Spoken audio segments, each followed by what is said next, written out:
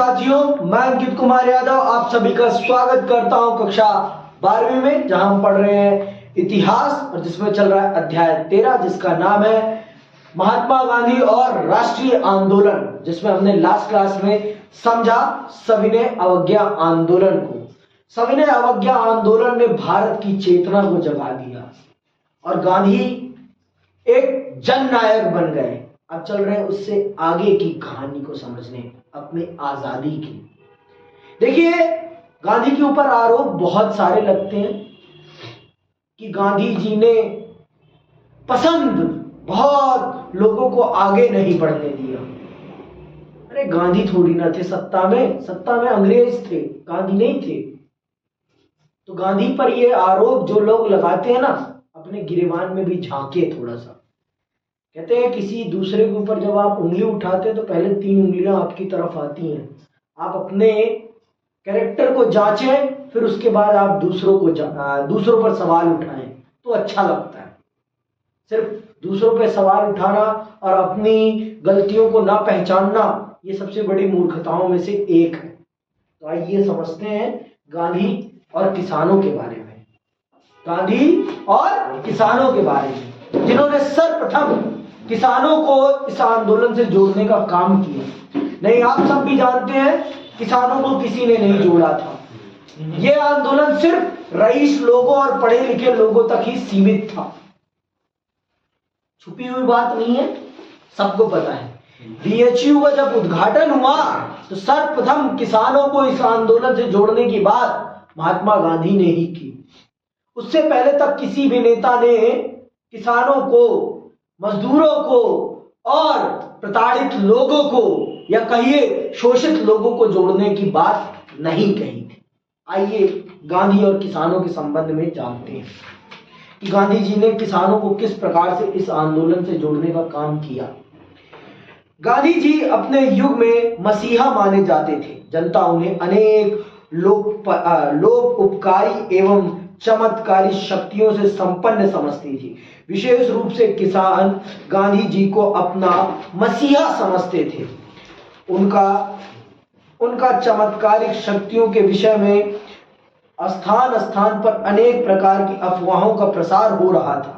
कुछ स्थानों पर जनसामान्य का यह विश्वास बन गया था कि राजा ने उन्हें किसानों के कष्टों को दूर करने तथा उनकी समस्याओं का समाधान करने के लिए भेजा था और उनके पास इतनी शक्ति थी कि वे सभी अधिकारियों के निर्देशों को अस्वीकृत कर सकते थे। कुछ अन्य स्थानों पर गांधी जी की शक्ति को अंग्रेज बादशाह से भी अधिक बताया गया और यह दावा किया गया कि उनके आगमन से औपनिवेशिक शासक भयभीत होकर स्वतः ही भाग जाएंगे। इस प्रकार की अफवाहें भी जोर पकड़ने लगी कि किसी में भी गांधी जी का विरोध करने की शक्ति नहीं थी और उनका विरोध करने वालों को भयंकर परिणाम भुगतने पड़ते थे।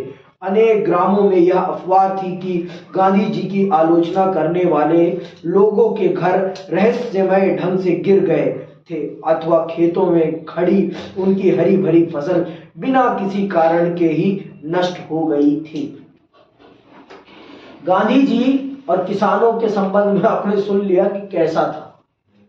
गांधी जी को ईश्वरीय अवतार के रूप में देखा गया है गांवों में, और ये सारी अफवाहें हैं। आप खुद देख लो, किताब में लिखा है, मैं अपने मुंह से नहीं बोल रहा हूं।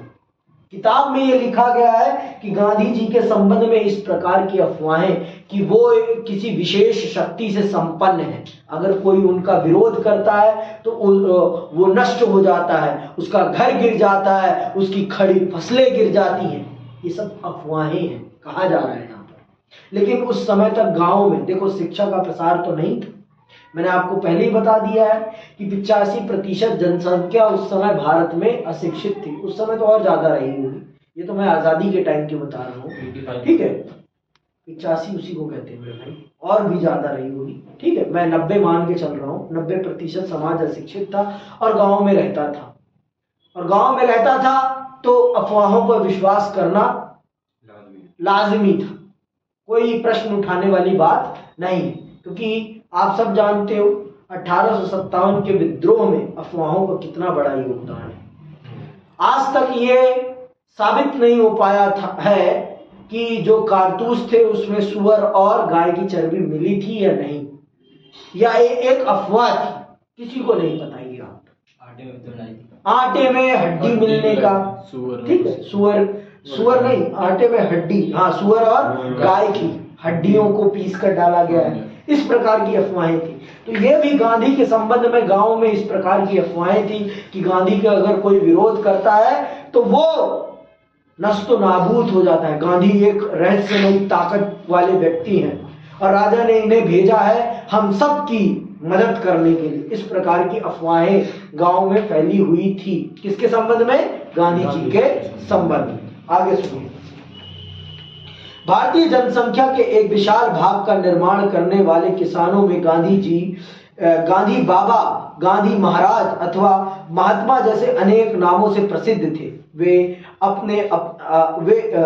उन्हें अपना उद्धारक मानते थे, मतलब मसीहा मानते थे। उद्धारक मतलब मसीहा, समस्याओं से निकालने वाला, उद्धारक, ठीक है, उद्धारक मानते थे। और उनका विश्वास था कि गांधी जी ही उन्हें भू राजस्व की कठोर दरों तथा ब्रिटिश अधिकारियों की दमनात्मक गतिविधियों से बचा सकते थे। वे उनकी मान मर्यादा के रक्षक थे तथा उनकी स्वायत्तता उन्हें वापस दिलवा सकते थे।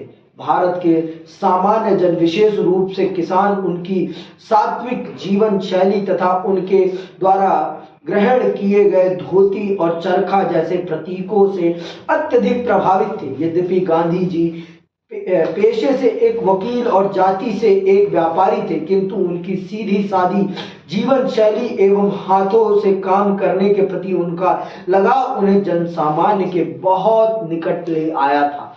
गरीब श्रमिकों को गांधी जी अपने लगने लगे थे, क्योंकि गरीब श्रमिकों एवं गांधी जी के मध्य पर्याप्त सहानुभूति थी। अन्य राजनेताओं और गांधी जी में एक प्रमुख अंतर यह था कि अन्य नेता गरीब श्रमिकों को कृपा की दृष्टि से देखते थे, किंतु गांधी जी उनके सामने उन्हें भली भांति समझने और स्वयं को उनके जीवन के साथ जोड़ने के लिए आते थे। तो ये अंतर था गांधी और सब नेताओं में। गांधी उनके जैसे दिखते थे, लेकिन और नेता उनसे अलग और रईस दिखते थे, और जो थे वो दया की दृष्टि से देखते थे गांधी को, किसानों को, मजदूरों को। लेकिन गांधी किस दृष्टि से देखते थे? गांधी अपनत्व की दृष्टि से देखते थे। यही अंतर है गांधी के महात्मा बनने में, क्योंकि गांधी ने इन गरीबों, इन लोगों को अपना माना, इनको अपने जैसा माना, तभी तो उन्होंने अपने कोट पैंट को छोड़कर धोती कुर्ता पहना। यही चीज तो गांधी को सबसे खास बनाती है। सावरकर ने क्या करा? ये पूछे ना, कोई पूछे कि सावरकर ने क्यों नहीं छोड़े अपने कोट पैंट को, क्यों नहीं धारण किया उन्होंने धोती? वो जन सामान्य की तरह नहीं दिखते थे। आप अगर उनकी एक भी फोटो देख लोगे, वो जन सामान्य के जैसे नहीं दिखते थे। लेकिन गांधी ने उस समय के गरीबों को आत्मसात किया और उनके जैसे दिखे और उनकी समस्या को खुद समझा। उन लोगों को भी लगता था कि हाँ, ये हमारी समस्या को समझते हैं, सच में समझते हैं, और ये हमारी समस्या का निदान कर सकते हैं। इसीलिए तो लोग उनसे जुड़े। यही तो कारण है ना गांधी से लोगों का जुड़ने का, और कोई कारण नहीं है गांधी से लोगों के जुड़ने का। ये सबसे बड़ा कारण है, ये सबसे बड़ा कारण है। आप खुद पढ़ रहे हो, खुद सुन रहे हो। लोग उनको महात्मा समझते थे, बाबा समझते थे। ये समझते थे कि ये व्यक्ति हमारी समस्याओं को हरने आया है, ये हमें इन समस्याओं से बाहर निकाल देगा। और ये मैं नहीं कह रहा हूं, ये किताब कह रही है। और गांधी जी के इस किताब को लिखने वाले ने इसे अफवाह शब्द दिया है जानबूझकर, जिससे कि आप समझ सके कि लोगों में अशिक्षा कितनी थी, लोग कितना मासूम कितने थे। वो उनके अंदर राजनीतिक चिंतनशीलता, चतुरता कुछ नहीं थी। आप इस चीज को समझिए। वो राजनीतिक चपलता तो जानते ही नहीं थे। इतना उनका शोषण कर दिया गया था कि उनको एक इंसान में ईश्वर दिखने लगा था। आप ये समझिए कि हमारे किसानों की उस समय की मानसिक दशा कितनी थी। और लोग कहते थे कि वो हथियार लेकर लड़ाई कर सकते हैं, जिनकी मानसिक दशा ही इतनी ज्यादा शोषित हो चुकी थी, वो कैसे हथियार लेकर खड़े हो जाएंगे? कैसे लेकर खड़े हो जाएंगे? आप मुझे बताओ। जब तक पेट में अन्न नहीं होता ना, तब तक लड़ाई नहीं होती। और आप सब जानते हो कि उस समय की किसानों की स्थिति क्या थी। कुपोषण ग्रस्त था भारत, कुपोषण ग्रस्त था। उस कुपोषण ग्रस्त जनता में ये आस जगाने का काम गांधी ने किया कि हां चलो मेरे साथ, हम अहिंसा के रास्ते पर चल के इस सरकार को उखाड़ फेंकेंगे। उस जनता में इतनी ताकत नहीं थी कि वो हथियार के साथ इस सरकार का मुकाबला कर सके, उसमें इतनी ताकत नहीं थी। समझ में आई बात? आपकी 70% जनता भूख से तड़प रही थी, भूख से। उसे 2 वक्त की रोटी भी नसीब नहीं थी, 2 वक्त की रोटी। समझ में आई बात? और जिस जनता को 2 वक्त की रोटी नसीब नहीं थी और आप उससे अपेक्षा करते हैं कि वो हिंसात्मक प्रक्रिया से इस देश को आजाद कराने में आपका सहयोग करेगा, तो गांधी जी ने इसीलिए हिंसा नहीं अहिंसा का रास्ता अपनाया, जिससे कि इस जनता में चेतना को जगाया जा सके, मर चुकी चेतना को, मर चुकी आजादी की मांग को जगाया जा सके, इसे समझाया जा सके कि आजादी आपके लिए कितनी जरूरी है। ये आजादी आपको मिल जाएगी तो आपके जीवन को कैसे बेहतर किया जा सकता है। आप देखो ना, उस समय की जनता की अभिलाषा क्या थी? 2 वक्त की रोटी। 2 वक्त की रोटी से ज्यादा वो सोच नहीं रहे थे कि अगर अंग्रेज भी उन्हें 2 वक्त की रोटी दे देते तो वो उनके साथ भी खुश थे। गांधी ने उनके अंदर ये चेतना जगाई कि आजादी है तुम्हारा परम अधिकार, आजादी मर्यादावान जीवन है तुम्हारा परम अधिकार। ये गुलाम है, इन्होंने हमें गुलाम बना रखा है, ये समझाया गांधी ने। तब जाकर इस देश के अंदर वो चेतना जागी जिस चेतना के आधार पर इस देश को आजादी मिली। राजनीतिक चेतना जगाई है गांधी ने इस देश के अंदर अपने आंदोलनों के माध्यम से। ये समझो आप, ये समझो आप। ये जब तक नहीं समझोगे तब तक आप गांधी को नहीं समझ पाओगे। गांधी को समझना बहुत जरूरी है, गांधी को पढ़ना बहुत जरूरी है। और जब तक गांधी को पढ़ोगे नहीं, समझोगे नहीं, तब तक आप गांधी की सिर्फ आलोचना कर सकते हो, उसके अलावा कुछ नहीं कर सकते। गांधी के योगदान को समझना है तो गांधी को पढ़ना है। और जितने भी गांधी के विरोधी हैं उनको भी पढ़ लो। अगर उन्होंने भी गांधी का विरोध किया हो तो मुझे बता देना आप। गांधी का विरोध किसी ने नहीं किया है, बस इसलिए विरोध किया है क्योंकि गांधी उनसे बड़े बन गए हैं, बस इसलिए विरोध किया है। गांधी की विचारधारा का किसी ने विरोध नहीं किया है। गांधी ने जितना राम को माना है उसने उतना किसी ने नहीं माना है। गांधी ने राम जी के सिद्धांतों का सच में अनुसरण किया है। उन्होंने सबको गले लगाया है। सावरकर जी से पूछिए ना कि क्या वो ब्राह्मणवाद नहीं करते थे, पूछिए उनसे, पूछिए वो जातिवाद में विश्वास करते थे कि नहीं करते थे, पूछिए उनसे। कुछ लोग कहेंगे कि हाँ वो नहीं करते थे विश्वास, आचरण जाके देखिए उनकी, फिर आपको पता चल जाएगा कि वो विश्वास करते थे कि नहीं करते थे, वो मांस भक्षण करते थे कि नहीं करते थे। पूछिए, ये प्रश्न होने चाहिए आप सबके। आगे चलिए, कहां तक आगे? राष्ट्रवाद के स्वरूप में परिवर्तन। गांधी जी के भारतीय राष्ट्रीय आंदोलन में सक्रिय भाग से भारतीय राष्ट्रवाद का स्वरूप परिवर्तित होने लगा। हमें याद रखना चाहिए कि गांधी जी के जन अनुरोध में किसी भी प्रकार का छल कपट नहीं था। उनके कुशल संगठनात्मक गुणों ने भारतीय राष्ट्रवाद के आधार को और अधिक व्यापक बनाने में उल्लेखनीय योगदान दिया। भारत के भिन्न भिन्न भागों में कांग्रेस की नई शाखाओं को खोला गया। रजवाड़ों अर्थात देसी राजाओं में राष्ट्रवाद को प्रोत्साहन देने के लिए प्रजा मंडलों की स्थापना की गई। गांधी जी ने राष्ट्रवादी भावनाओं के प्रसार, राष्ट्रवादी संदेश के संचार के लिए शासकों की भाषा के स्थान पर मातृभाषा का चुनाव किया। सुन लो कि गांधी जी ने मातृभाषा को कितना सम्मान किया है। कि अगर जनता को सच में जोड़ना है, जनता को सच में जागरूक करना है, तो जनता की भाषा का प्रयोग करना पड़ेगा, शासकों की भाषा का नहीं, जनता की भाषा।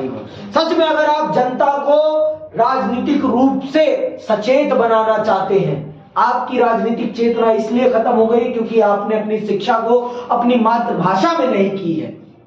अगर आपने अपनी मातृभाषा में अपनी शिक्षा को प्रारंभ किया होता तो आपकी राजनीतिक चेतना इतनी अधिक होती कि कोई कहने की बात नहीं होती। समझ में आई बात? राजनीतिक चेतना तभी आपके अंदर पैदा हो सकती है जब अपनी आप शिक्षा अपनी मातृभाषा में करें। आप रटे नहीं चीजों को, आप समझे चीजों को। जब आप मेरे पास पढ़ रहे हैं तो आपको इतना तो समझ में आ रहा होगा ना कि क्या कहना चाह रहे हैं ये किताब। आपको तो फर्क नजर आया है ना? आपको भी नजर आया? आपको भी भाई साहब, सन्नी भाई, कुछ अंतर लगा इतने दिन में? ज्ञान में फर्क आया? पहले बच्चे, हाँ भाई बैंक, कुछ ज्ञान में फर्क है कि वही है अभी भेड़ चाल? थोड़ा है। सच बोलो यार, यहाँ कौन सा सच बोल रहे हो? चलो आगे सुनो। भारत के विभिन्न, ठीक है, तो इसलिए गांधी जी ने कहा कि अगर हमें देश को आगे बढ़ाना है तो देश की भाषाओं को, अर्थात मातृभाषाओं को महत्व देना पड़ेगा। मातृभाषाओं में जब लोगों को समझाया जाएगा, पढ़ाया जाएगा, तभी उनके अंदर चेतना पैदा होगी, विचारशीलता पैदा होगी। और जब तक विचारशीलता नहीं पैदा होती तब तक इस देश को आगे बढ़ा पाना संभव नहीं है। आगे सुनिए। उल्लेखनीय है कि कांग्रेस उल्लेखनीय है कि कांग्रेस की प्रांतीय समितियां ब्रिटिश भारत की कृत्रिम सीमाओं पर नहीं अपितु भाषाई क्षेत्रों पर आधारित की गई थी।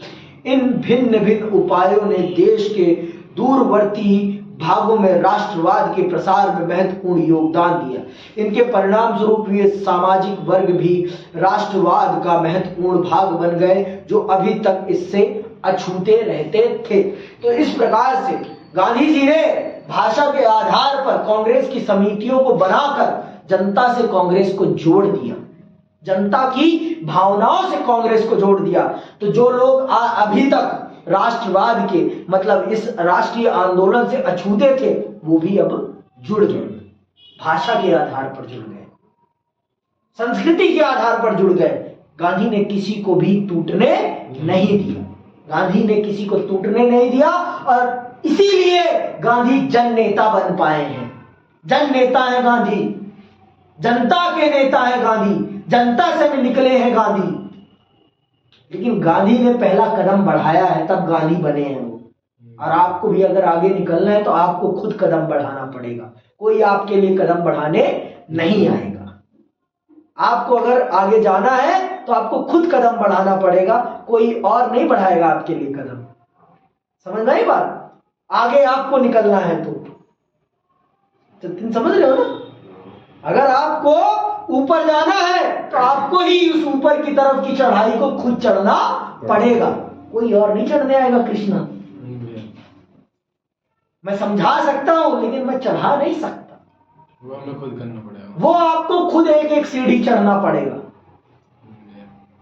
अब हमारे पास कितने दिन है? 1.5 महीना, या कहिए 1 महीना से 10 दिन, 1 महीना भी नहीं भैया, 19 दिन है।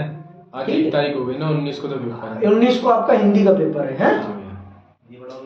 हाँ, पढ़ाएंगे, क्यों नहीं पढ़ाएंगे, सब पढ़ाएंगे, हम मना नहीं है कुछ भी पढ़ाने के लिए। आप पढ़ने के लिए तैयार है? पहले ये बताइए मुझे। जब मैं लिखवा रहा हूं तो आप लिख नहीं पा रहे, ये सबसे बड़ी दुर्भाग्य की बात है। वो लिखना ही हिंदी है। जिस दिन आपने इसको लिखना सीख लिया, आपने हिंदी सीख ली मेरे भाई, आपने हिंदी सीख ली। मुझे हिंदी पढ़ाने की कोई जरूरत ही नहीं पड़ेगी फिर। मैं तो तैयार हूं पढ़ाने के लिए। आप पढ़ने के लिए तैयार हैं, आप मेहनत करने के लिए तैयार हैं, मैं तैयार हूं, मैं आपके लिए तैयार हूं। पर आपको भी मेरे साथ उतनी मेहनत करनी पड़ेगी, ये भी तो है। शर्त तो यहां ये भी है ना, सिर्फ एक हाथ से तो ताली नहीं बजती ना, यहाँ दोनों हाथों का प्रयोग हो रहा है। ये भी, इससे जब तक टकरा नहीं रहा तब तक ताली नहीं बज रही है। तो ये कहो कि मैं पढ़ाता रहूं और आप ना पढ़े और ये संभव हो जाए, तो ये संभव नहीं है। मैं तो आपको हिंदी की एक एक शब्द से रूबरू करा दूंगा, वाकिफ करा दूंगा। लेकिन आप वाकिफ होने के लिए तैयार हैं, ये भी तो बात है ना। मैं तो जिस चीज को वाकिफ करा रहा हूं आप इससे भी वाकिफ नहीं हो पा रहे हैं। दिक्कत तो ये है ना, आपके लिए तो दोहरी सुविधा है, आप उसी बात को 10 बार सुन लो तब भी तो आप नहीं सुनते। कोई कुछ कर सकता है? कुछ नहीं कर सकता। समझ में आई बात? आगे चलो। ठीक तो है ही है भाई, गलत क्या है यहाँ पर? सामान्यवाद। ठीक है, कहाँ तक आगे? सामान्यवाद। सामान्य भारतीयों के साथ साथ कुछ अत्यधिक संपन्न व्यापारी एवं उद्योगपति भी भारतीय राष्ट्रीय कांग्रेस के समर्थन में बन गए। वे यह बात भली भांति समझ गए कि स्वतंत्र भारत में वे लाभ उनके हो जाएंगे जो आज उनके अंग्रेज प्रतिद्वंदियों की झोली में जा रहे थे। परिणाम स्वरूप जीडी बिरला जैसे कुछ सुप्रसिद्ध उद्योगपति राष्ट्रीय आंदोलन का खुला समर्थन करने लगे, जबकि कुछ अन्य उद्योगपति इनके मुख्य समर्थक बन गए। इस प्रकार कांग्रेस के अनुयायियों एवं प्रशंसकों में गरीब, किसान और संपन्न उद्योगपति दोनों ही सम्मिलित थे। तो ये गांधी की कुशलता थी, गांधी की चपलता थी कि गांधी ने सबको जोड़ दिया। गांधी ने सबको जोड़ लिया और सबको ये विश्वास दिला दिया कि भारत आजाद होकर रहेगा। तभी तो सारे उद्योगपति जुड़ने लगे ना गांधी से, तभी तो जुड़ने लगे कांग्रेस से, तभी तो जुड़ने लगे क्योंकि उनको भी इस बात का आभास हो गया था कि इस व्यक्ति के नेतृत्व में इस देश को आजादी मिलना तय है। इस व्यक्ति की नेतृत्व में, मैं नेतृत्व शब्द का प्रयोग कर रहा हूं, मैं ये नहीं कह रहा हूं कि सिर्फ गांधी, मैं ये कह रहा हूं कि गांधी ने नेतृत्व किया। जिस प्रकार से टीम इंडिया का नेतृत्व 2011 के वर्ल्ड कप में महेंद्र सिंह धोनी ने किया है, उनसे भी महान प्लेयर उस टीम में मौजूद थे। कौन? सचिन तेंदुलकर। फिर भी उन्होंने महेंद्र सिंह धोनी का नेतृत्व स्वीकार किया है, उन्होंने कभी ये प्रश्न नहीं उठाया। लेकिन आज के छोटे भैये एक्सपर्ट क्रिकेटर्स सवाल करते हैं कि धोनी ने किया क्या है या युवराज ने क्या किया है। सब ने किया है, टीम वर्क है वो, टीम वर्क। और टीम वर्क में क्रेडिट नेता को मिलता है। काम सिर्फ मोदी जी तो नहीं कर रहे ना, बहुत सारी मिनिस्ट्रीज कर रही हैं, लेकिन क्रेडिट किसको मिल रहा है? मोदी जी को। क्यों मिल रहा है भाई क्रेडिट? फिर मत दो उनको भी क्रेडिट, जो कर रहा है सच में उसको दो ना। रेलवे में अगर जो काम हो रहा है रेल मंत्री को मिलना चाहिए उसका क्रेडिट, रेल मंत्री को क्यों? जो मजदूर कर रहा है उसको मिलना चाहिए ना क्रेडिट। लेकिन मजदूर को मिलता है क्रेडिट? मजदूर तो उसको क्रेडिट तो उसको मिलता है जो करता है। अब आप सब पास हो गए, क्रेडिट स्कूल को मिलेगा, ट्यूशन को नहीं मिलता कभी क्रेडिट। समझ में आई बात? ये बात सच है। ये आपको पता है कि कहां आप पढ़ रहे हैं, कहां नहीं पढ़ रहे हैं, ये आपको पता है। पर स्कूल की जो आपकी मार्कशीट होगी उसमें स्कूल का नाम होता है, ट्यूशन का नाम नहीं होता। ये बात जानो आप। तो वही बात है, एक टीम जो आपको दिखती है टीवी पर, सिर्फ उसका काम नहीं होता, बहुत से कोच का काम है, ग्राउंड मैन का काम है, तब जाकर होता है। तो मैं ये नहीं कहता कि सिर्फ गांधी ने किया है सब कुछ, एक बहुत बड़ी टीम ने किया है काम, और उस टीम का नाम कांग्रेस था, या कहिए उस टीम का नाम भारत की आजादी की टीम थी, जिसमें नेताजी सुभाष चंद्र बोस भी थे, जिसमें भगत सिंह साहब भी थे, जिसमें आपके अंबेडकर साहब भी थे। मैं सावरकर साहब को भी ऐड कर लेता हूं, मैं नहीं मना करता कि वो नहीं थे। उन्होंने अलग तरीके की चेतना जगाई है इस देश में, उन्होंने हिंदुत्व की चेतना जगाई है। लेकिन आप ये कहें कि सिर्फ सावरकर बाबू, तो मैं इसे भी स्वीकार नहीं करता। उन्होंने हिंदुत्व की चेतना जगाई है, उन्होंने राष्ट्र की चेतना नहीं जगाई। राष्ट्र की चेतना को जगाने का काम गांधी ने किया है और कांग्रेस ने किया है, ये सत्य है। राष्ट्र की चेतना जगाने का काम कांग्रेस ने किया है, सावरकर साहब ने हिंदुत्व की चेतना जगाने का काम किया है, धर्म की चेतना को जगाने का काम किया है, राष्ट्र की चेतना को जगाने का काम नहीं किया है, राष्ट्रवादी बनाने का काम नहीं किया है, हिंदूवादी बनाने का काम किया है सावरकर साहब ने। समझ में आई बात? ये बात समझ लेना, उनकी किताबें पढ़ लेना, आपको पता चल जाएगा। ठीक है, आगे सुनो। यह सत्य है कि गांधीवादी राष्ट्रवाद के विकास में गांधी जी की अपनी भूमिका महत्वपूर्ण थी, किंतु इस सत्य को भी झुठलाया नहीं जा सकता कि गांधीवादी राष्ट्रवाद का विकास पर्याप्त सीमा तक उनके अनुयायियों पर निर्भर था। साफ कह दिया गया ना, सिर्फ गांधी जी इस चीज को नहीं कर सकते थे, गांधी जी अपनी विचारधारा को नहीं फैला सकते थे, गौतम बुद्ध ने उनकी विचारधारा को नहीं फैलाया है। गौतम बुद्ध साहब की विचारधारा को फैलाने का काम उनके शिष्यों ने किया, उनके अनुयायियों ने किया। उसी प्रकार से गांधीवादी राष्ट्रवाद की विचारधारा को फैलाने का काम गांधी ने नहीं किया है, गांधी के शिष्यों ने, अनुयायियों ने किया है। समझ में आई बात? आगे सुनिए। उल्लेखनीय है कि 1917 से 1922 ईस्वी की अवधि में भारतीयों का एक अत्यधिक प्रभावशाली वर्ग गांधी से जुड़ गया था। इसमें महादेव देसाई, वल्लभ भाई पटेल, जेवी कृपलानी, सुभाष चंद्र बोस, सुन लो, सुभाष चंद्र बोस, ये भी गांधी जी के अनुयायी थे। सुन लो, आप भी सुन लो, किसमें सुभाष चंद्र बोस साहब का भी नाम है, सरदार पटेल साहब का भी नाम है, नेहरू भी आएंगे, ठीक है। सुभाष चंद्र बोस, अब्दुल कलाम आजाद, जवाहरलाल नेहरू, सरोजिनी नायडू, सी राजगोपालाचारी और गोविंद वल्लभ पंत जैसे महान विभूतियां सम्मिलित थी। हमें यह याद रखना चाहिए कि गांधी जी के इन घनिष्ठ सहयोगियों का संबंध देश के भिन्न भिन्न क्षेत्रों एवं भिन्न भिन्न धार्मिक परंपराओं से था। उन्होंने भारतीयों को विशाल संख्या में कांग्रेस में सम्मिलित होने तथा इसके लिए काम करने की प्रेरणा प्रदान की। तो इन लोगों ने गांधी के बाद गांधी की विचारधारा को जन जन तक पहुंचाने का काम किया इन लोगों ने, और कांग्रेस से लोगों को जोड़ने का काम किया।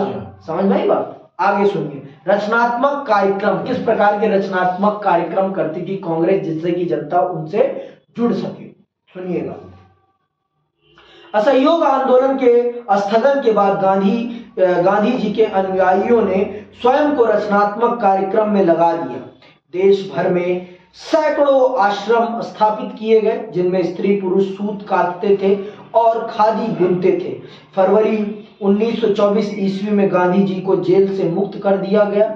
अब गांधी जी ने अपना ध्यान खादी के प्रयोग को प्रोत्साहित करने और छुआछूत जैसी बीमारियों को समाप्त करने पर केंद्रित कर दिया। छुआछूत एवं ऊंच नीच के भेदभाव को समाप्त करने के लिए गांधी जी ने अनुयायी निम्न जातियों एवं आदिवासी जनता के मध्य रहकर उनकी सेवा करते थे। उल्लेखनीय है कि गांधी जी एक कुशल राजनेता होने के साथ साथ उच्च कोटि के समाज सुधारक भी थे। उनका विचार था कि स्वयं को स्वतंत्रता के योग्य सिद्ध करने के लिए भारतीयों को अपने समाज को बाल विवाह एवं छुआछूत जैसे सामाजिक अभिशापों से मुक्त करना होगा।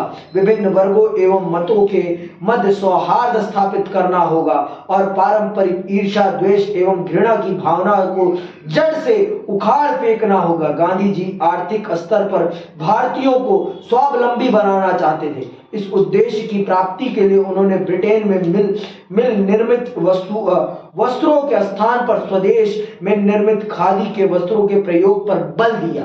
अब आप सुन लो, सेल्फ रिलायंस का कॉन्सेप्ट गांधी जी ने दिया है, आज के वर्तमान प्रधानमंत्री जी ने नहीं दिया।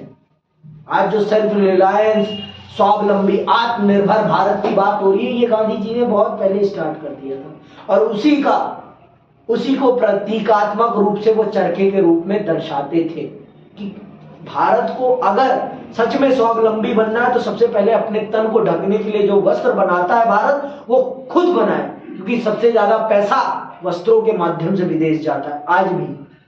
आज भी समझ लो। इसीलिए गांधी जी ने सबसे पहले वस्त्र को स्वावलंबिता का आधार बनाया, जिससे कि ये देश सबसे पहले अपने शरीर को ढकने के लिए जो वस्त्र प्रयोग करता है वो खुद बनाए और अपने तन को ढके और अपने देश को व्यापार प्रदान करे, क्योंकि सबसे ज्यादा धन अगर व्यापार किसी माध्यम से जा रहा, विदेश किसी माध्यम से जा रहा था तो वस्त्रों के माध्यम से। तो उस चीज को टैकल करने के लिए गांधी जी ने चरखा उठाया। और कुछ मूर्ख कहते हैं कि चरखे से थोड़ी ना आजादी आई है, चरखे से आर्थिक आजादी का सूत्रपात हुआ है। चरखा आर्थिक आजादी का प्रतीक है। इन मूर्खों को कौन बताए कि चरखा क्या था। चरखे ने आर्थिक आजादी का आधार रखा है, ये बात जान लो आप। चरखे ने आर्थिक आजादी और स्वावलंबी भारत का आधार रखा है, जो आज मोदी जी चला रहे हैं, नेहरू जी ने भी चलाया, सबने चलाया। लेकिन इस देश की जनता की मति मारी है तो क्या कहा जाए। इस देश की जनता को भी तो कुछ करना है ना। इस देश की जनता को भी तो ये देखना है कि हमें देश के सामान को लेना है कि विदेश के सामान को लेना है। देश की जनता तो सस्ते के चक्कर में पड़ी रहती है। सस्ता चीन का प्रोडक्ट है तो ले लो, कोई दिक्कत नहीं। 10 दिन चले जाए, 20 दिन चले जाए, 6 महीने चले, ले लो, कोई दिक्कत। तो क्या करा जा सकता है, आगे सुनिएगा। ठीक है, कहां आगे? राष्ट्रीय शिक्षा के प्रसार के लिए देश के विभिन्न भागों में अनेक राष्ट्रीय स्कूल एवं कॉलेज स्थापित किए गए, जिनमें युवक युवतियों को उपनिवेश विरोधी विचारधारा का प्रशिक्षण दिया जाता था। मतलब अंग्रेजों के विरुद्ध, अंग्रेजों के शासन के विरुद्ध उनकी बुराई, उनकी गलतियों को समझाया जाता था इस देश के बच्चों को कि समझो बच्चों, ये जो है ये बाहरी है, ये हमारा शोषण कर रहे हैं, ये हमारे हितैषी नहीं है, ये अपने फायदे के लिए काम कर रहे हैं। जब तक इस देश की युवा जनता इस चीज को नहीं समझेगी तब तक कैसे बात को समझाया जा सकेगा। इस बात को गांधी ने सच में समझाया इस देश की जनता को, इस देश की जनता को समझाया और जगाया कि उठ खड़े हो नौजवानों, ये तुम्हारा देश है और अगर तुम ही कायर बने बैठे रहोगे तो इस देश का कुछ नहीं हो पाएगा। इस देश को बचाना है तो तुम्हें उठना ही पड़ेगा, तुम्हें उठना ही पड़ेगा और तुम्हें इस देश की आजादी का नेतृत्व करना ही पड़ेगा। तभी ये देश बच पाएगा, तभी इस देश को आजादी मिल पाएगी। आज के लिए बस इतना ही। इसी के साथ आज मैं क्लास को समाप्त करता हूं। जय हिंद, जय भारत।